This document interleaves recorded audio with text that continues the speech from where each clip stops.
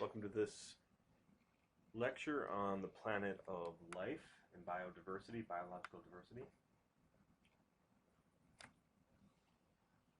Biodiversity encompasses several levels. Biological diversity or biodiversity is the sum total of all organisms in an area, taking into account the diversity of species, their genes, their populations, and their communities.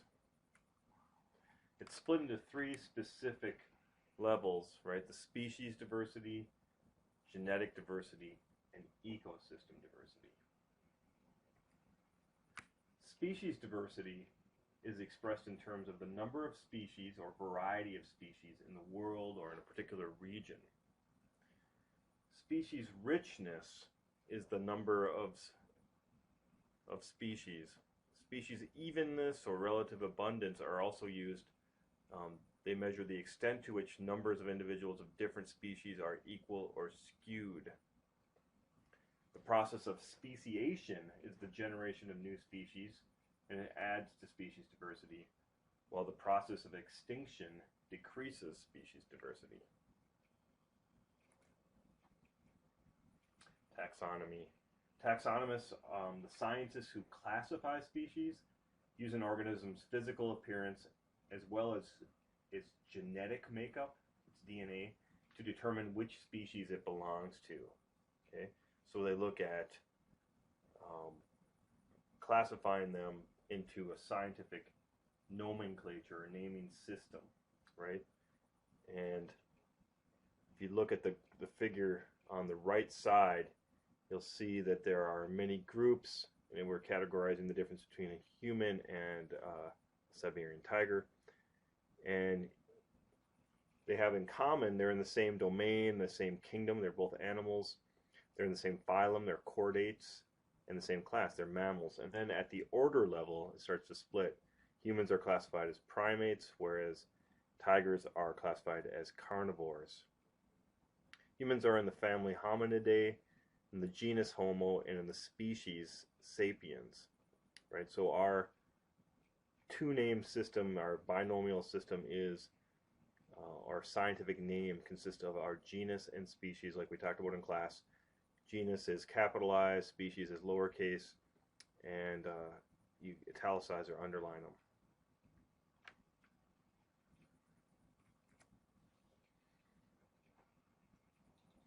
Biodiversity exists below the species level in a form called the subspecies. And there's a good example of subspecies in the text when they're talking about the tiger population, the different subspecies of tigers. So subspecies are populations of the species that occur in different areas and differ slightly from each other, but not enough to be categorized as a new species. And the subspecies is denoted, with a third part of the scientific name, and you can see that below: Panthera tigris tigris. The second tigris is the subspecies for the Bengal tiger versus the Siberian tiger, which is Panthera tigris altaica, right? In which that last part is the subspecies. Genetic diversity encompasses the differences in DNA composition among individuals within species and populations. Genetic diversity provides the raw material for adaptation to local conditions. In the long term, species with more genetic diversity have better chances of persisting because their built-in variation better enables them to cope with environmental change. Populations with little genetic diversity are more vulnerable to environmental change due to the lack of genetic preparedness. Populations with depressed genetic diversity are more vulnerable to disease as well as environmental change and may suffer from inbreeding depression, which is genetically similar parents mate and produce defective offspring. We talked about this, I think, and a little bit about Isle Royale wolves with that small pool of adults and the worry about inbreeding.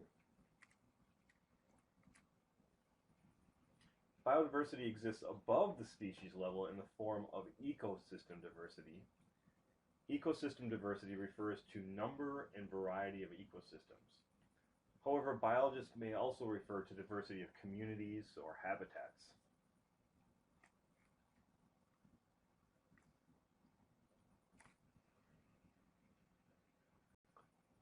Biodiversity is unevenly distributed and difficult to measure. Species are not evenly distributed among taxonomic groups. Insects predominate over all other life forms as far as their diversity of species. And then within that insect group, 40% of insects are beetles. So beetles are very, very popular on the planet. Groups accumulate species by the process of adaptive radiation, by the process of allopatric speciation, and by exhibiting low rates of extinction.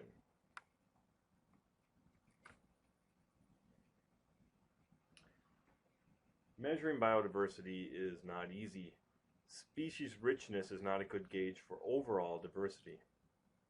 One of our best guesses, or best guess estimates of 5 to 30 million species on Earth, only 1.7 to 2 million species have been identified and described.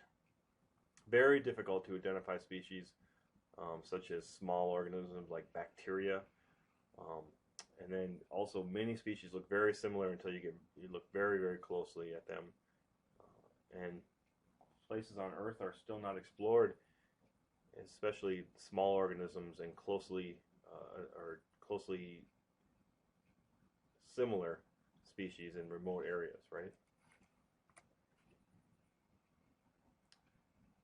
The last idea here is that biodiversity is unevenly distributed. Living things are distributed unevenly across the Earth, and species diversity varies according to biome and latitude. As far as latitude, there is a concept called the latitudinal gradient, in which species richness increases toward the equator. So equatorial regions have higher plant productivity, stable climates, no glaciation. There's a lot of diverse habitats, which increases niches for species, which increases species diversity. And there are a lot of ecotones, which are areas where on the edges of habitats where there's a blending of the two of them, right? Intermixing of habitats. So in some ways, human disturbance can even increase habitat diversity, but only at the local level, not at the global level. All right, that's the end of the first lecture on biodiversity, a little bit of background, and thanks for listening.